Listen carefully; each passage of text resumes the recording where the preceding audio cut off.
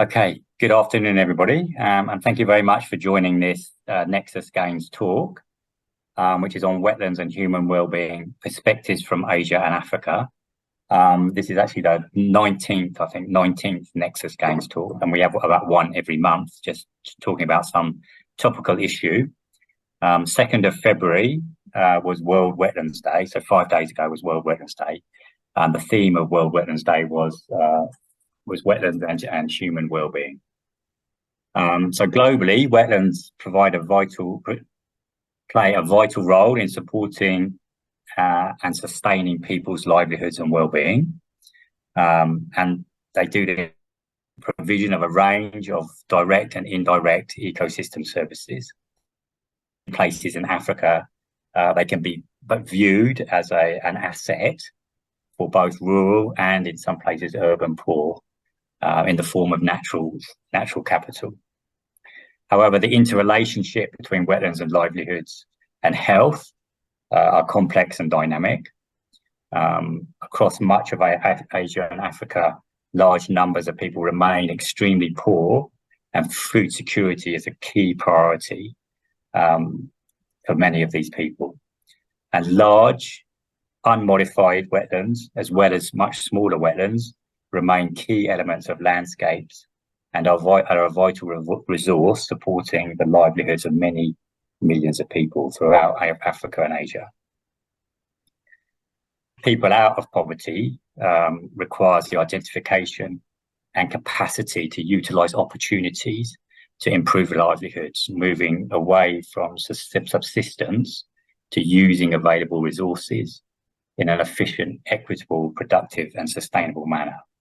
For example, through agriculture. And livelihoods approaches tend to focus on how natural resources can be used as an asset to improve people's well-being and development. Inevitably, it requires some modification of the environment.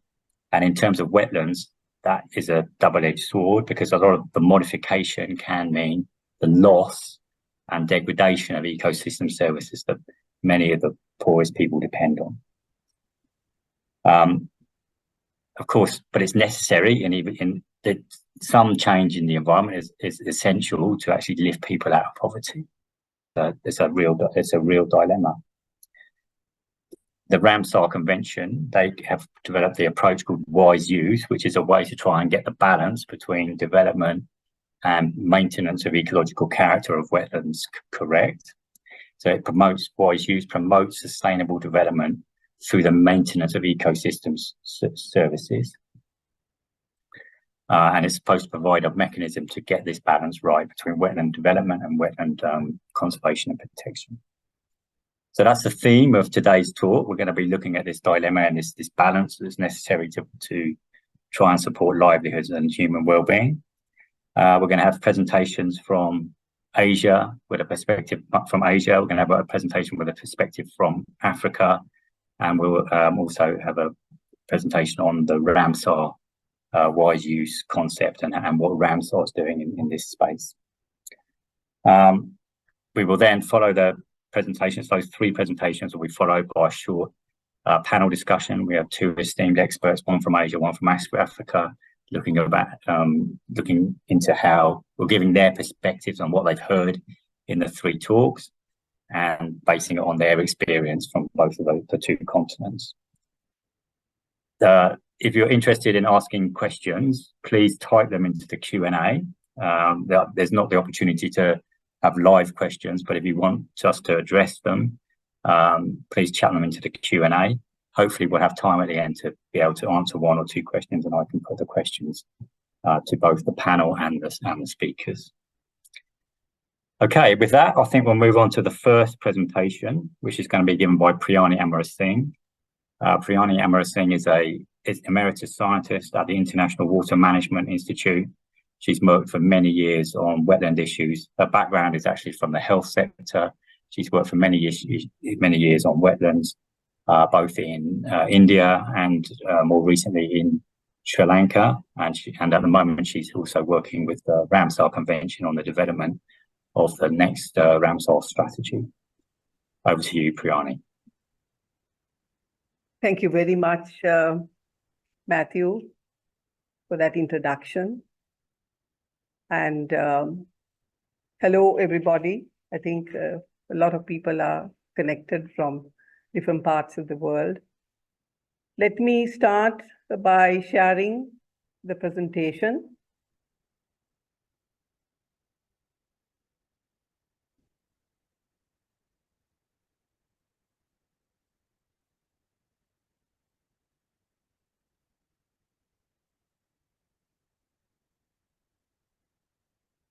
I hope you can see the presentation.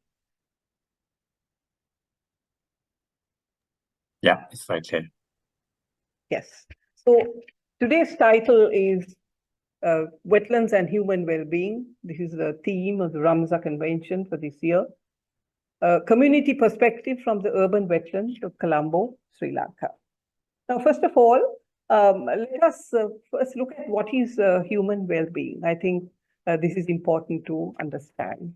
Now, different conventions and different organizations will describe human well-being in different ways, but I think there is agreement that it's a state of existence that fulfills various human needs, including material living conditions and quality of life, as well as the ability to pursue one's goals, thrive, and feel satisfied with one's life.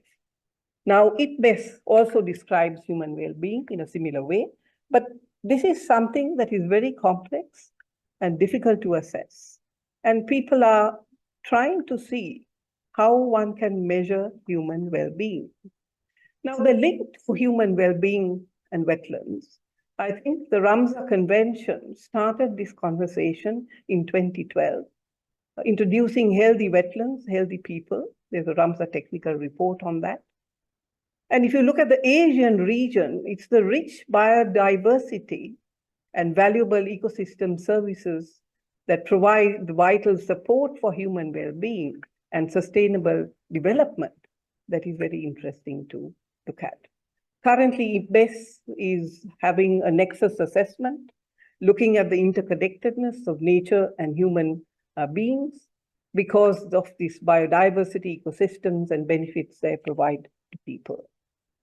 Now, the value of wetlands, I think many of you know these findings. More evidence is streaming in. We know now there's a new valuation, 47 trillion US dollars per year, the value of ecological services of wetlands. 40% of all species live or breed in wetlands. And you know Asia has many biodiversity hotspots. 20% of organic ecosystem carbon is supposed to be sequestrated in wetlands, and so on and so forth. So the value of wetlands to humans is very, very key. But if you look at Asia, the rapid economic growth has resulted in higher rates of urbanization and agricultural expansion. This has come at a high environmental cost, causing degradation and loss of biodiversity. So it's a concern that human well-being is impacted. Although Asia is beginning to see a reduction in poverty levels, mass poverty persists in some sub-regions, and this is something we have to account for. Diverse values and value systems across the Asian region shape the interactions between people and nature. There are some significant valuation data gaps, so caution needs to be applied during interpretation. So we have some issues, there are data issues, and therefore assessing this linkage between wetland and human well-being needs more work. Now, I'd like to share some work that we have done in Colombo through a funding program we received from the Darwin Initiative. The program title was Increasing the Resilience of Biodiversity and Livelihoods in Colombo's Wetlands. The project started in 2020 September, and we just concluded. You have a photograph, aerial photograph of the Colombo wetlands. The city of Colombo is built on wetlands. If you look at this map, the pink outline shows the basin to which the Colombo wetland complex belongs. The Colombo wetland complex, as you see, it's complex because there are all kinds of different wetlands. There's a catchment of 227 square kilometers, and the study area is 121 square kilometers. We selected 5 wetland sites. You will see the red circles. We have named them, and of course, these are the Sinhala names: Hinala, Madivela, Kolonnawa, Baddegana, Kottawa. And if you see this entire area, the green areas are the wetland areas. And we are rapidly losing these urban wetlands. And that is why we are trying to see how the policies that are already there and the management strategies are already there, how we can connect the citizens and communities. Because if we are to assess the well-being, then it is very important to understand the linkage between the communities and the policies that we have. So we picked up these wetlands by having some criteria. The criteria selection was done with a number of stakeholders. And I forgot to mention that we had 6 partners with us, like the Urban Development Authority, Sri Lanka Land Development Authority. We had the the Center for Environment. And then we had the Ministry of Environment. We had the Wildlife Conservation Department. And we had the Field Ornithology Group of Sri Lanka working with us as partners. So certain criteria were selected because we had to understand what type of community was living there. And the project had 2 main aims. The first was study the community wetland practices and monitoring and develop a framework for mechanism to align with government policies, promote community best practices of wetland management to safeguard biodiversity, improve livelihoods, and secure the well-being of people. Now, we already had a very big project looking at these wetlands, funded by the World Bank, and they found that 40% of flood waters can be absorbed by these wetlands. So we already know the value of this wetland for Colombo. But how do we identify the community groups in an urban setting? This was the most challenging task, and all the government institutions that had a stake joined hands with us. This is the first wetland that we selected, Baddegana Sanctuary, 20 hectares. It's managed by the Urban Development Authority, and therefore government has a stake in it. So where is this community? The community is the community around the wetland and all those who visit the wetland and the people who come around the wetland for exercise. We had the Hinala Sanctuary, 31 hectares. Again, you see the high towers. You also see communities, they're from a low economic background. You don't see those houses here. So identifying these communities were very, very difficult. This is the 3rd wetland, Kolonnawa, 35 hectares. Again, a diverse group of community members, and identifying and getting them to come together was a very tough task. This is Kottawa. This is an agricultural land, privately owned, 29 hectares. We had the Madivela, again an agricultural property. It's owned by the UDA, managed by the UDA, and much of these wetlands are supported by the Sri Lanka Land Development Corporation for their rehabilitation and maintenance, because the flow of water has to be managed to manage the floods. Now, we found out from the study that we did with communities, there were a number of community best practices that they came out with. There was waste management issue in Kolonnawa, for which they had some solutions. The good agriculture practices in Kottawa and Madivela, the government, institutions, and the agriculture departments were very closely involved. Awareness programs on wetland protection for citizens was Baddegana's strong point. They had a lot of schools involved in educating schools and so on. And then, of course, the Hinala Marsh was specifically for creating habitat for biodiversity. Now, the outcomes of this project was production of the Metro Colombo Urban Wetland Status Report, production of training materials. Because it was COVID time, we had an open sort of online course, and it was supported by the Open University's Open Learn Create platform. We found a lot of people taking this, especially because of COVID. Over 1,000, I think, had a look at this program. Then we had training workshop face-to-face on the wetland management approach. Then we had production of participatory videos to chat with the decision makers and show them their issues and what they were doing currently at a field level. We also had training workshops and gender-sensitive community-led monitoring. And we also developed a wetland monitoring app for biodiversity and wetland status. We had the Wetland School program, which was very popular, conducted by the Field Ornithology Group of Sri Lanka. And finally, with all these learnings, we co-developed a wetland management framework. Sri Lanka already has two major policy frameworks, that is the National Wetland Policy and Strategy, Colombo Wetland Management Strategy. And together, we developed with the citizens this wetland management framework. Now, we already have a National Wetland Steering Committee. Now, we suggested that Colombo Wetland Strategy Committee is formulated. And every wetland should have a delivery board. And the constitution of this board, of course, will have to happen through discussion. And then for each of the wetlands, to have a wetland engagement champion. Now, this might be a big task because we counted within the complex, we have around 46 wetlands already typed. And maybe to start with, we will work with a few number and see how it will work.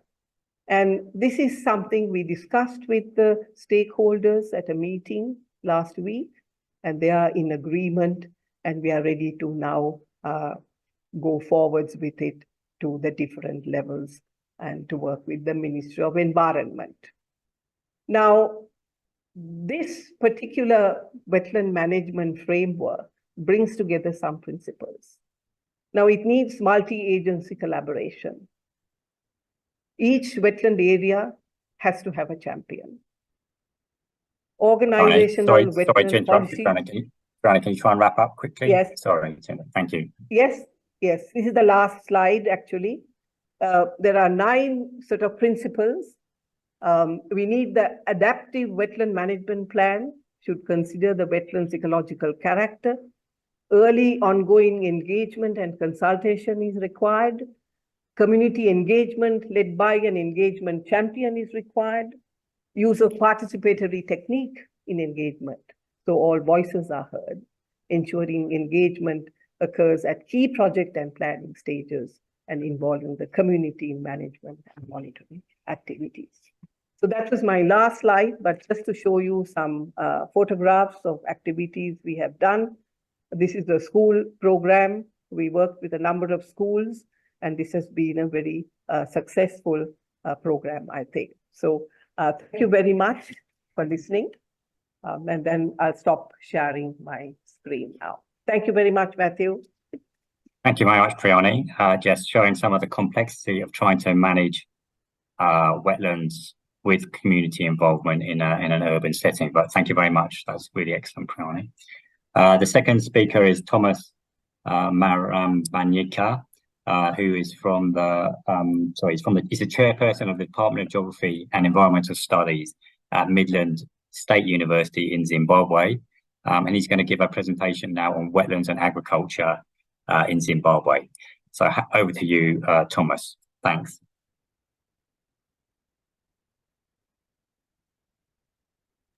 Thank you very much, Matthew. Let me share my slides.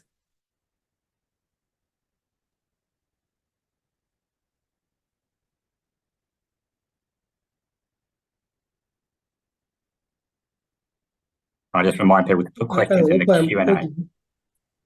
Hey, Thomas. Yes, Matthew, can you hear me? Yes, thanks. And we can see your slide. Thank you. Yes, let me put them on slideshow. Yeah, put it on slideshow. Yeah, thanks.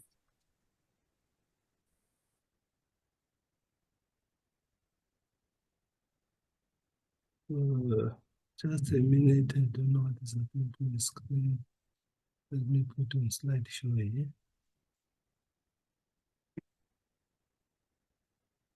Okay, are they now on slideshow?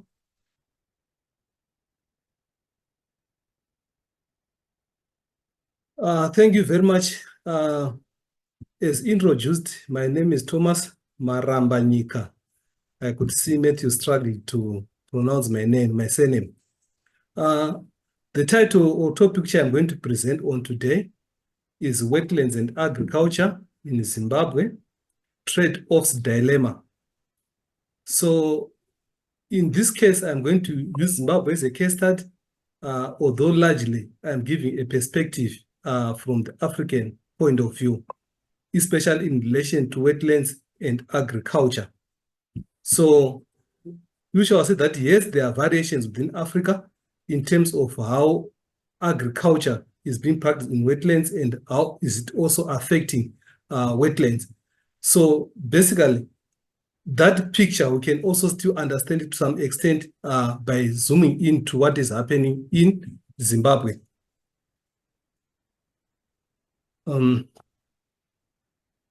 Sorry. Right, maybe just give an introduction or the context of my presentation. Basically, if you look at Zimbabwe as a country, wetlands cover about 3% of the total country's land area. And we have got different types of wetlands in Zimbabwe. And the ones which I'm showing on the screen are natural wetlands, which are mainly used for agriculture by the communities. We have got dambos, which are actually the most widespread in Zimbabwe in terms of the area of coverage. We have got also floodplains and ponds. So if you look at the central part of Zimbabwe, that's where we largely have those dambos, areas that covers Marondera, Harare, going down up to Gweru. And of course, we've got some patches of dambos, which are largely seasonal wetlands covered by grass. Then we also have some floodplains, of course, in the northern part where we have got the mana pools, and of course, we have got some swamps, especially at river confluence.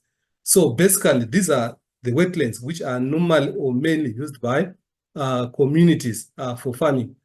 But in terms of the studies which have been done at wetlands, it shows that about 21% of the wetlands in Zimbabwe are classified as stable, and 18% are severely degraded, and of course 61% are moderately degraded. So this does not paint a very good picture if you look at the proportion of wetlands that are classified as stable compared to those which are degraded in a degraded state. So again, the other issue is that if you look at Zimbabwe, most of the wetlands, almost about 60% or more, or 70%, they are located in communal areas and resettlement areas. These are areas in rural areas where most of the people or the rural communities actually live. And you find that that is the reason why most of them depend on these wetlands for agriculture, for a number of reasons, which I am going to allude to. So if you look at the picture at the right, you can see there is that farmer already in Eastern Highlands, which is the eastern part of Zimbabwe, who is actually involved in cultivation of cassava and other crops, which includes maize. And this actually shows how agriculture is being done in wetlands.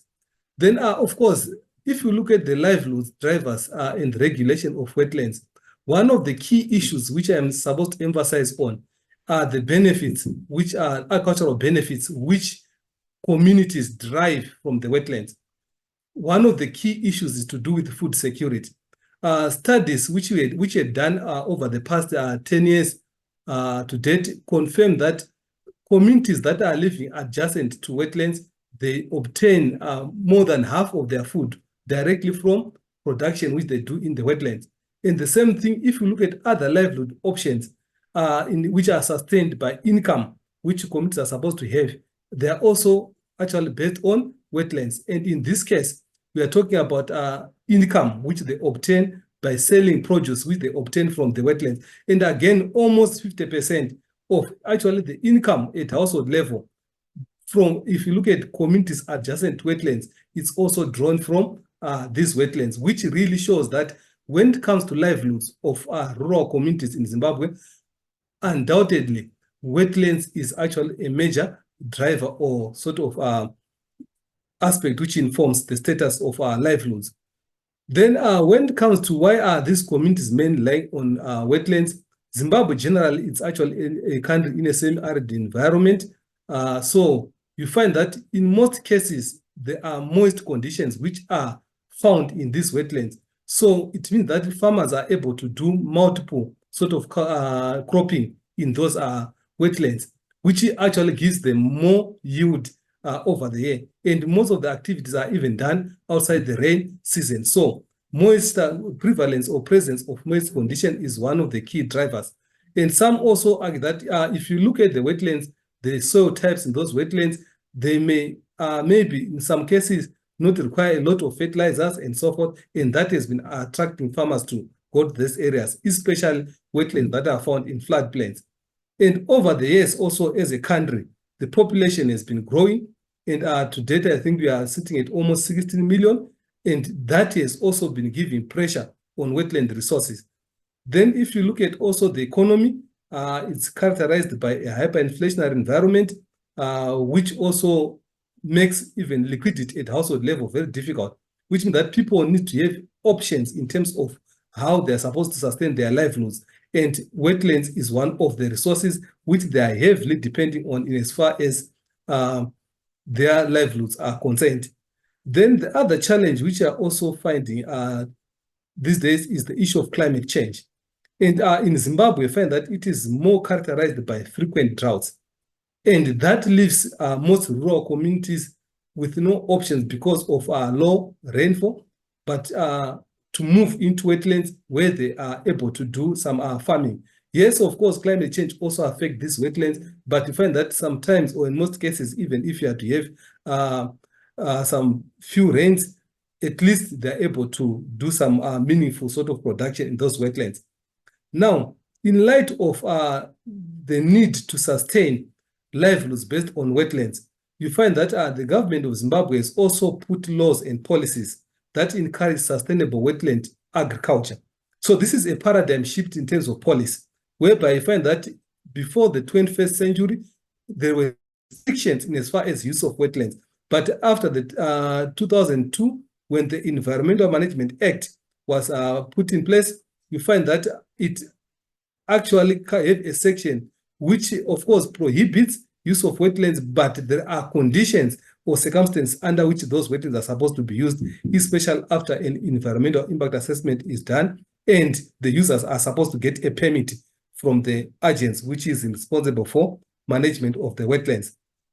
Then the country also recently came up with a national wetlands policy, which is guiding the country in as far as sustainable management of wetlands is concerned from the agricultural perspective. And to complement that policy, we have got also wetland management guidelines, which have been put in place. And these have got very clear key steps in terms of good and bad practices in as far as agriculture is concerned, which are supposed to be instituted in wetlands. So what does that mean? It means that everyone now has some bit of guide in terms of which are the best practices which are recommended and which ones are the practices which are not recommended. And in this case, that is an endeavor or attempt by the government to ensure that the wetlands are used effectively. Then the other issue we can also talk about is in terms of wetland agriculture, what are the practices and threats which are there? Yes, there are a number of threats to wetland ecosystems in Zimbabwe, but the research which have been done, about 60% of them, which have been done, I think, over the past 2 decades, confirm that cultivation is the major threat to wetland ecosystems, followed by livestock grazing. When we talk about agriculture, I think it's almost about 60% of the publications over the past 2 decades are confirming that, and also almost 20% confirming livestock. Meaning to say other activities outside agriculture Yes, there are threats, but in terms of the magnitude of how they are destabilizing wetlands, it's mainly agriculture, characterized by cultivation and livestock, with cultivation being the leading sort of threat. Then in terms of the cultivation methods, of course, communities, in some cases, they use ox-drawn plows, and these have also been found to have some negative effects in as far as destabilizing even the soil status, and also destabilizing the hydrology of the wetland. Those are some of the issues which have been picked in as far as those methods are concerned. But of course, there are also some traditional methods which have been there, which were sustained in some communities, but although today there are very few. We used to have ridges and furrows, and I understand there is one scholar at some point who wanted to come up with a sustainable cultivation method, which was based on this traditional approach of ridges and furrows. And in this case, yes, it worked at some point, but you find that in most cases where it was applied, these days, most of the wetlands have actually been degraded or lost. So that is also one of the challenges which we have, and it will be part of the recommendation in terms of what we think should be done. And in terms from the degradation and loss perspective, you may find that there is a lot of draining which is happening in the wetlands. If you look at, this is a picture which I took from one of the wetlands in Matabeleland South, which is a largely an arid area, and there is high dependence on wetlands for agriculture. You find that communities are actually coming up with these canals with their opening in order to divert water to areas adjacent to the wetland so that they can increase agricultural land. And in this case, that has also been compromised, even the hydrology of wetland in terms of water retention, in terms of water distribution. And you find that now it's now taking a shorter period for these wetlands to get sort of dry. Then, of course, farmers, in order to enhance profitability, but some are also using them for commercial agricultural activities. You may find that there is also increased levels of pollution, which is happening in these wetlands as farmers are using agrochemicals. Then the other challenge also, you find that there is also increased water abstraction, whereby some are even using these pumps to get abstract water from the wetlands in order to irrigate even some areas which are distant from the wetland. And of course, that also brings some pressure on water resources. Then soil erosion has also been identified to be another major challenge. But over the years, if you look at the recent years, there is a massive shift towards sustainable wetland agriculture, because our communities gradually are being educated through the environmental management agents, through local authorities, on the need to conserve these wetlands. So we find that a lot of conservation farming practices are being implemented. These range from crop rotation. Sometimes they're using what we call botanical pesticides instead of applying the conventional ones, which we are known to have been affecting the wetland status. Then now, briefly, I want to talk about the future of wetlands and agriculture in Zimbabwe, whereby we are saying, yes, the question is not whether or not the wetlands should be used, but how they should be used. So that is the dilemma which we are in, because in some cases find that wetlands are being used for agriculture, some practices are causing degradation. Yes, there are some which are also being implemented as recommended by the government through some scientific research, which have also been proven to be actually result in sustainable use. So now the question is, how do we balance conservation or protection of wetlands and the livelihoods which are sustained by these wetlands? So importantly, we need to understand the drivers of wetland utilization, in this case, cultivation, to say these drivers, in what way do they impact on sustainable wetland utilization? And these drivers also impact differently on the use of agricultural systems that are implemented at these different wetlands. So importantly, we also need to understand now, are the different agricultural practices suitable to the different wetland types which you do have? Because like I showed at the beginning, not all wetlands are similar in Zimbabwe for different categories. And even within those categories, we can also have subcategories. So there is need for us to understand the hydrogeomorphic characteristics of different types of wetlands, so that if you are to come up with the agricultural systems or cultivation practices, we are able to identify those which are suitable to the specific types of wetlands which you do have. so that at the end of the day, we should be able to stabilize the wetland social state, especially the hydrology and other aspects. Then one thing which I've also seen is that the success of wetlands or Western-based agricultural and food security projects mainly rely on the adoption of sustainable, human-centered local strategies that improve livelihood benefits. Where there are no livelihood benefits to the community, you find that the threat of degradation has been identified to be very high. So that's why now this dimension whereby there is more promotion of human-centered local strategies that improves livelihood benefits, but at the same time, also thinking about how to protect the wetlands. So basically, these are some of the issues which are speaking to those frameworks, whereby I said we need to assess the suitability of farming practices to wetlands with different hydrogeomorphic characteristics. We need also to strengthen local and indigenous knowledge systems because they are critical. This also varies or depends on the types of wetlands in different areas.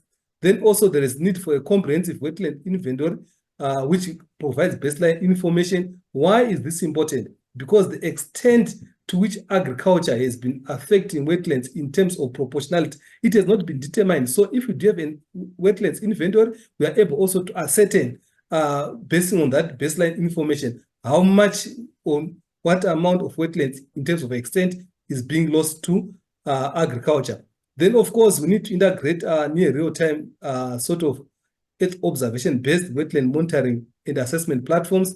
Like in Southern Africa, they are already developing what we call the Wetlands Monitoring and Assessment Service for Transboundary Basin, which will provide some sort of near real-time information to understand the wetlands conditions and the changes that may be happening. And this may also assist now to have some bit of timely intervention in as far as protection of the wetlands concerned. Then, of course, strengthening enforcement of laws and policies, because our studies have shown that quite a number of people are not aware of even some of the laws which are there, and even those who are aware, sometimes they are reluctant to sort of comply. The reason being, in terms of enforcement, there is need for some bit of improvement there. Thank you for listening. Very much, Thomas. That's very interesting and good analysis of the various trade-offs associated with wetland agriculture. I think it built well from the first talk about trying to get community involvement. So we're now going to go quickly onto the third talk. Chaturangi Wickramaratne is an IMI researcher. She's working on wetlands in Sri Lanka and is also IMI's representative on the scientific and technical review panel of Ramsar. So over to you, Chaturangi. Thank you. Thank you, Matthew. Let me just share my screen.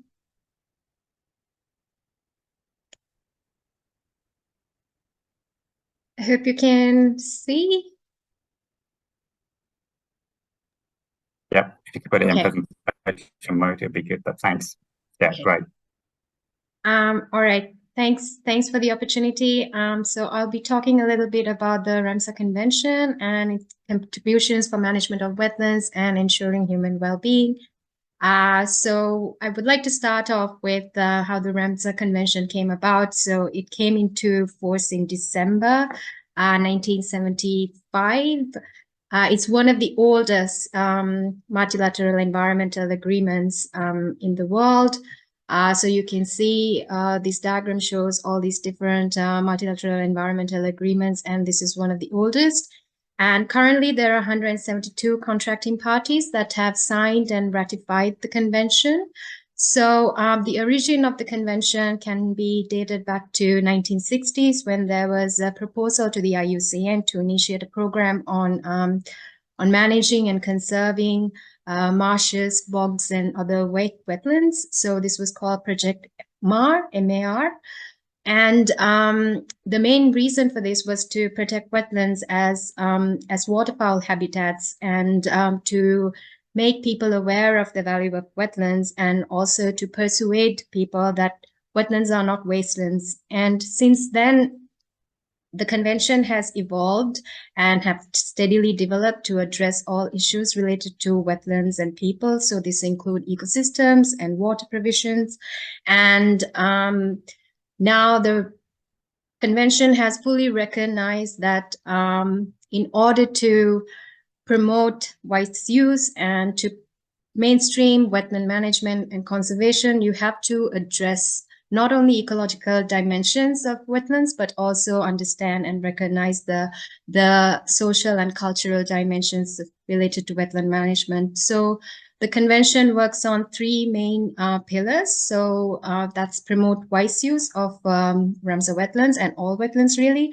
So wise use, the definition has also changed quite a bit over time, but currently it's recognized as utilization and management of wetlands while maintaining the ecological character. So here the ecological character does not necessarily mean it has to be natural or pristine, but rather maintain ecological integrity, meaning that the wetlands should be able to support the ecological processes and the ecological functions and all the components, the biotic and abiotic components within the wetlands. And the other objective of the convention is to, of course, identify the wetlands that should be prioritized for conservation and then declare them as Ramsar sites, so the wetlands of international importance. And most importantly, to foster international cooperation, so build partnerships between entities, stakeholders, governments, etc.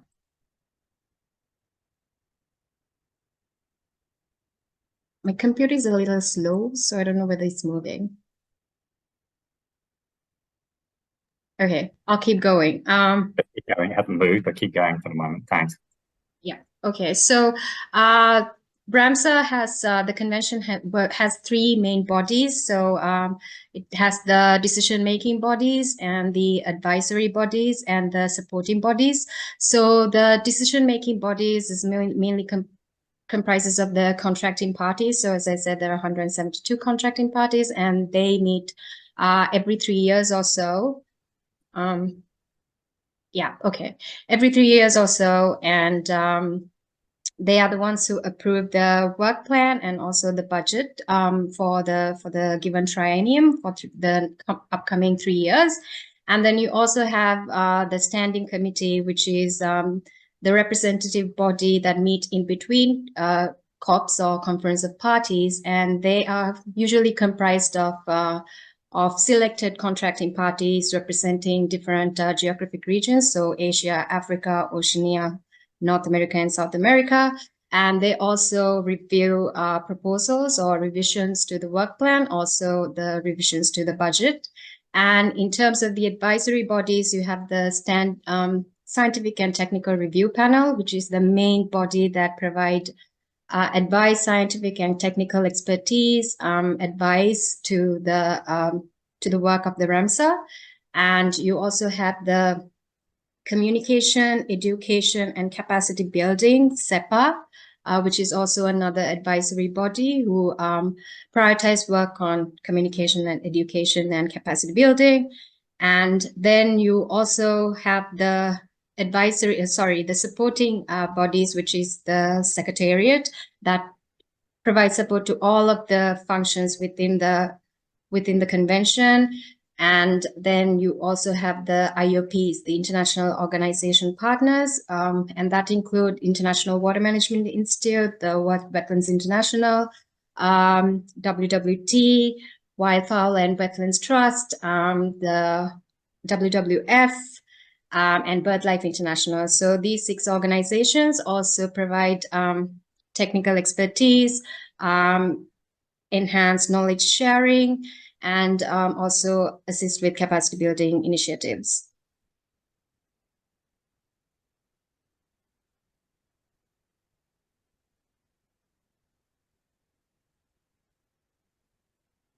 Frank, it's not changing, but I think just need to keep going. We can.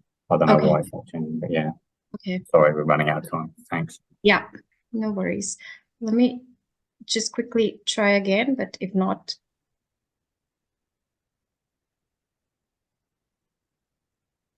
Yeah, I won't spend too much time on this because I think, okay. So I think Priyanie has already touched a little bit on this, but this is basically giving the state of wetlands in the world. So it covers 12.1 million square kilometers, which is the size of like Canada.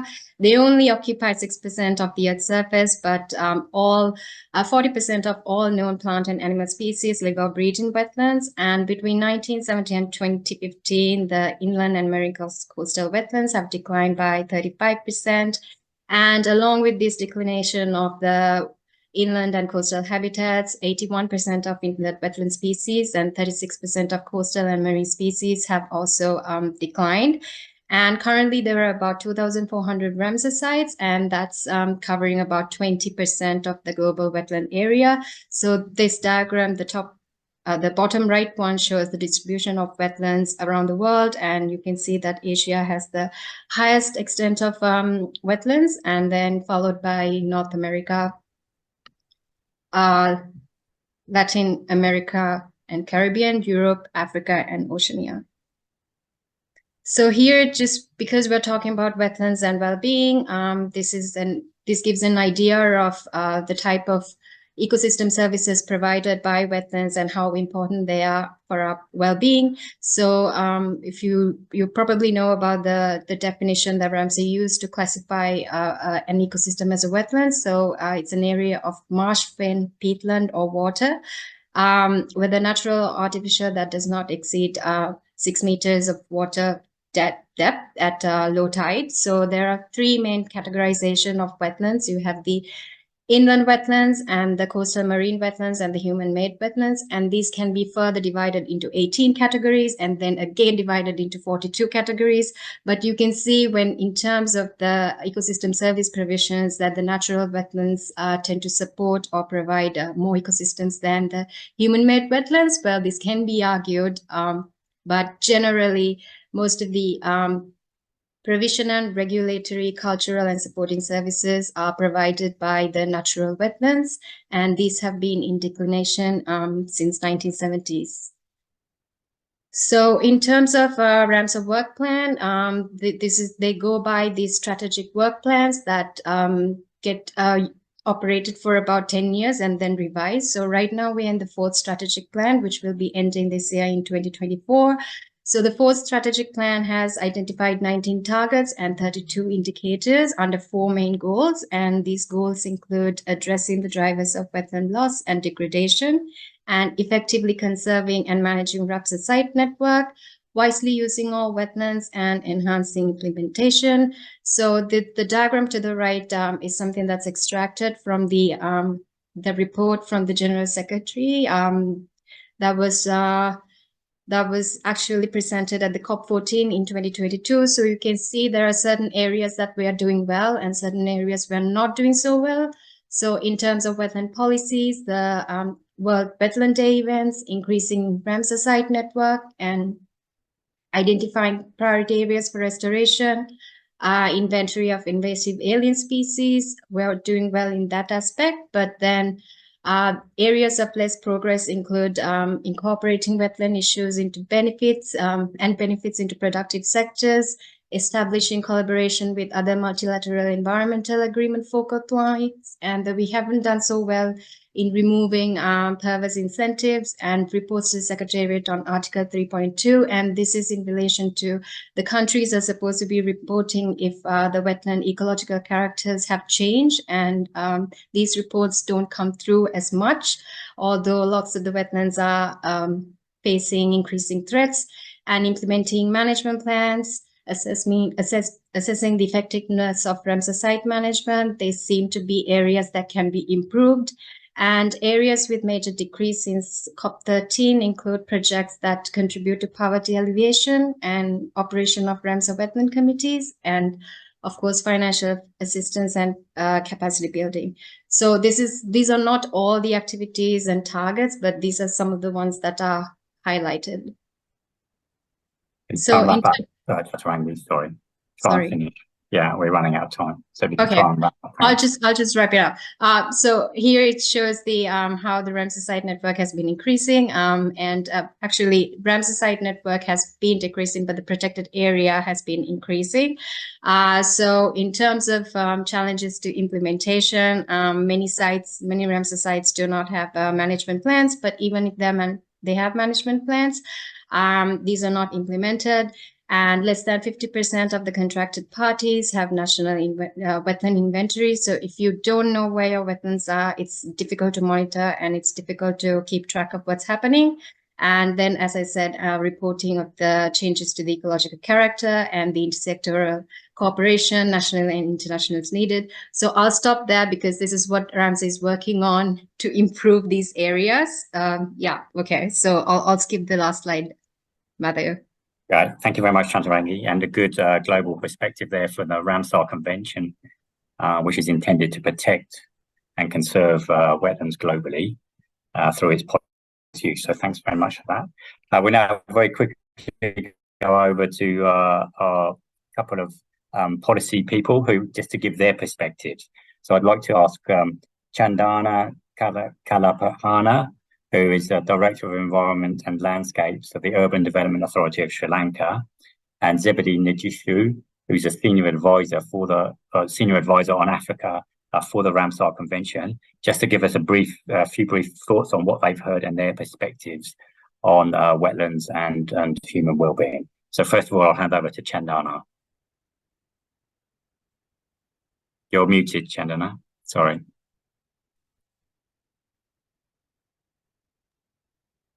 Can you hear me?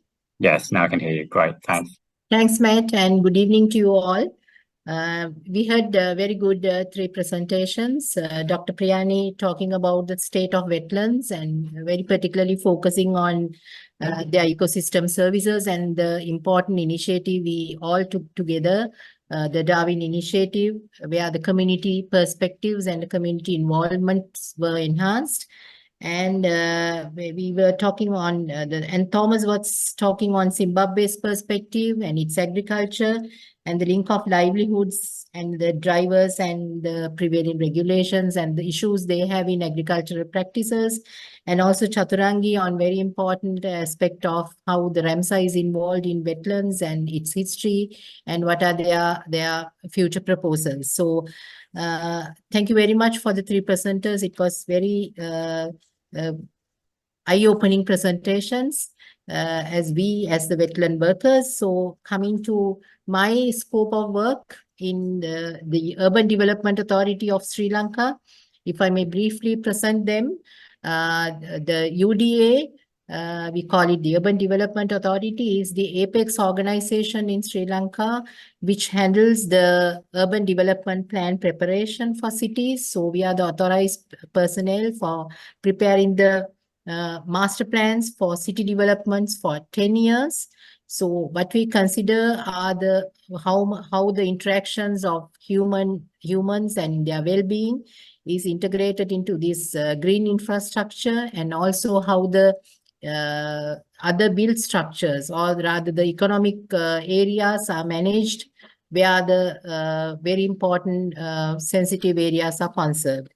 So in that aspect, what are our thoughts on wetlands? We see that wetlands are very important sensitive ecosystems, which has a lot of ecosystem services. If we can go on and on talking about the wetland ecosystem services. And also we know that on the other hand, the cities are magnets for people's coming for their livelihoods and also their education. So the cities become spaces and filled up with urbanization. So when we talk on the facilities for these peoples in cities, main threats are for the very sensitive ecosystems, or rather the green infrastructure. So wetlands have all the people who are working, the professionals working on the urban development sector are very much talking about how we can conserve the wetlands. So at the Urban Development Authority perspective, we do plan the wetlands in our cities in such a way that it's tied up with regulations. We start up with the policy level, where we have a zoning plan for each and every city where we plan, and we take into account the wetland ecosystem services and their importance, their biodiversity and all these factors, and zone them in such a way that they are principally conserved in these cities, because we know that they provide very important ecosystem services for the human well-being. So in that sense, it is tied up with the regulations, and also we enhance the usage of wetland ecosystems for wise use, very specially. And we have started some new practices in this wise use context in wetland design, where we at the Urban Development Authority have designed and developed the first wetland park, the Bedagana Wetland Park, on the title of wise use of the wetlands. And it's a very popular location for wetland education and also ecosystem-based recreation. And while conserving a very important wetland amidst a city, really it's very near to the Sri Lanka's new Parliament complex. It provides the wetland education and the community perspectives. We have started the community involvements, mainly enhanced by this Darwin initiative in the park. So we have gone up to that extent of getting the communities involved in wetland conservation and their protection. So at that aspect, we have done a lot, and also we are doing the management of our wetlands in Sri Lanka, not only in Colombo, but also in other 9 provinces around the country. So what I wanted to say is, in an urban development authority perspective, although we are an urban development agency, but we do conservation, and we ensure the sustainability and the wise use of our wetlands. So it has been the tagline, and we are working very closely with the other agencies. We are working with the local Ministry of Environment, then Sri Lanka Land Development Corporation, and also the Department of Wildlife, then IMI, and all the NGOs and the CBOs for the successful conservation and wise use of the wetlands.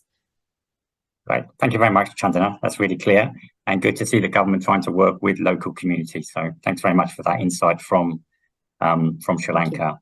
Thanks a lot. And then finally over to you, Zebedee, just for your thoughts, and particularly on the African perspective. Thank you. Thank you, everyone. I would really love to give my perspective of an African point of view, but it's difficult considering my continental and global view on wetlands. And so I would generally congratulate all of the 3 presenters on what they have done. Excellent case studies, particularly that from Priyanie on the community work. And sometimes at the Secretariat, we really lack those kind of stories to be able to tell the world what is happening.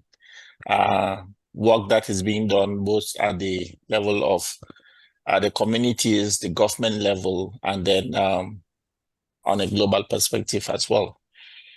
And so from the 3 presentations, I'll start with the one by Chaturangi. A brilliant presentation of something that I know, but I would just encourage her to look again at her figures. A lot of things have changed since that presentation was prepared, particularly with respect to number of sites that are designated Ramsar sites, and also the evolution of the strategic plan.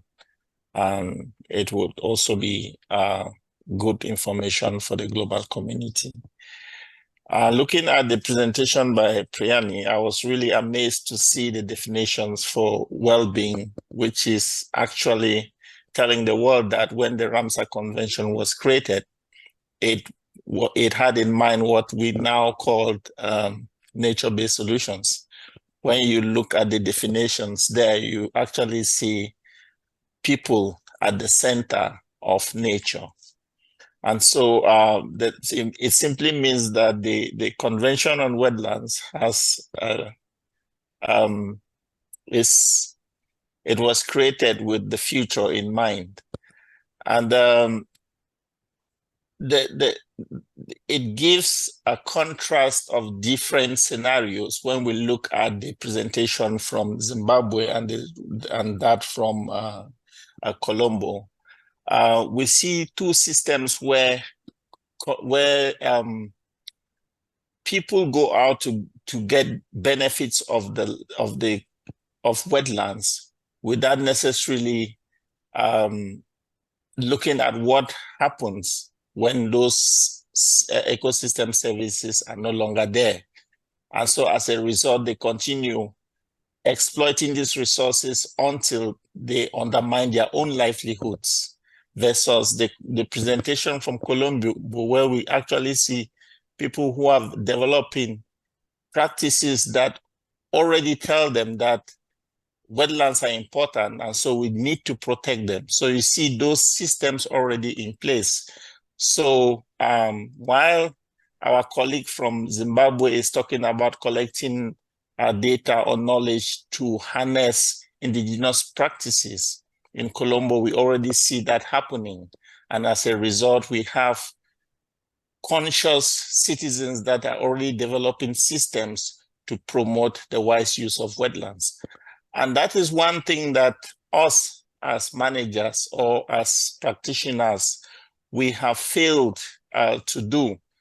We only use these ecosystem services or allow communities to use these ecosystem services without actually documenting the value of these ecosystems. So it becomes difficult for politicians or decision makers to be able to make a choice when it comes to deciding whether draining a wetland or converting it into an airport or a seaport.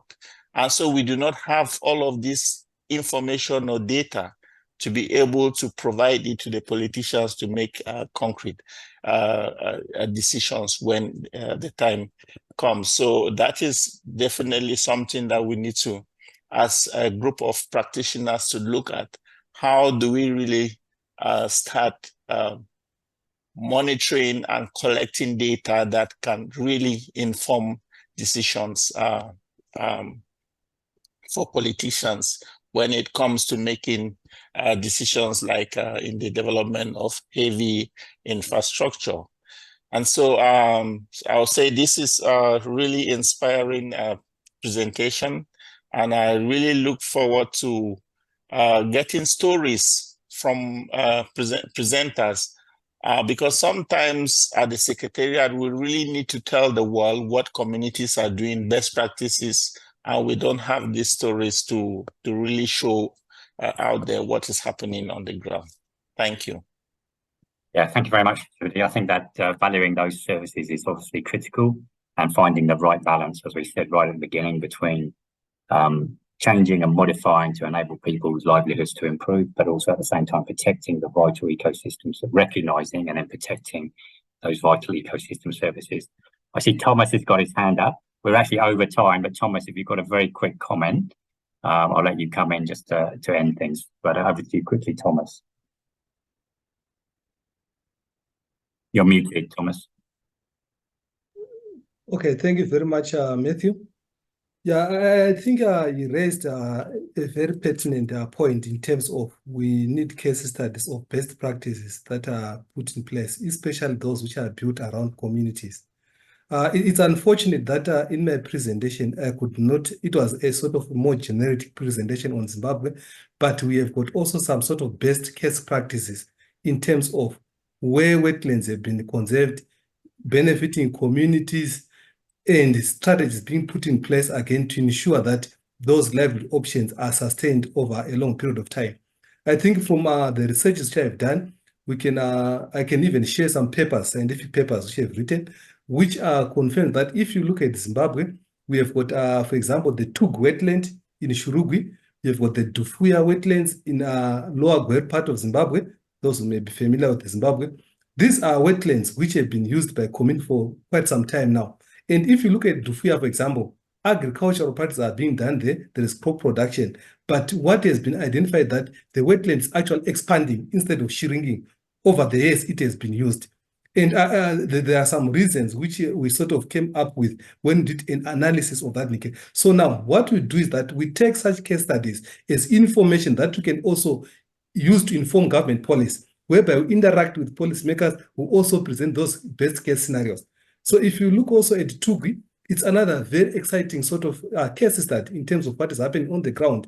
Because yes, they managed to partner with some development partners, but there is a lot of training awareness to have done that community, and there is a sort of wetland sort of conservation awareness or consciousness amongst the people, to an extent that today they're even embarking on value addition sort of activities in as far as produce from the wetlands concerned, so that they are trying to get rid of, for example, post-harvest losses, which used to happen. And in terms of how they are cultivating these wetlands, you find that they are not even resorting more on some of the perceived agrochemicals that may have an impact on the wetland. I remember talking to this community whereby they said, in terms of pesticides, they use what they call botanical pesticide. That is the name which they use in quotes.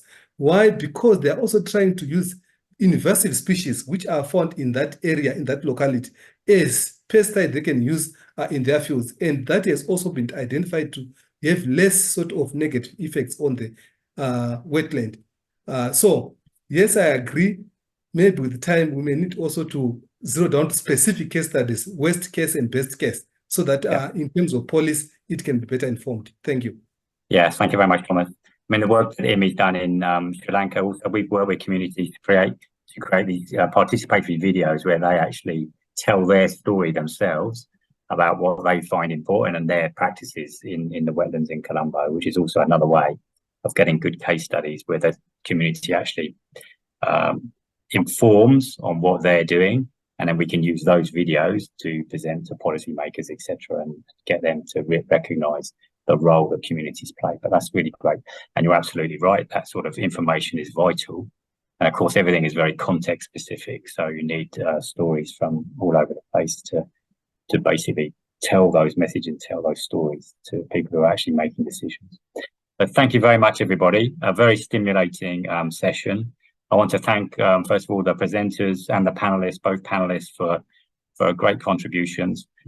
Very nice talks and very good comments and stimulating insights into the use of wetlands, the benefits they bring, but also the trade-offs that come with having to implement trying to implement wise use.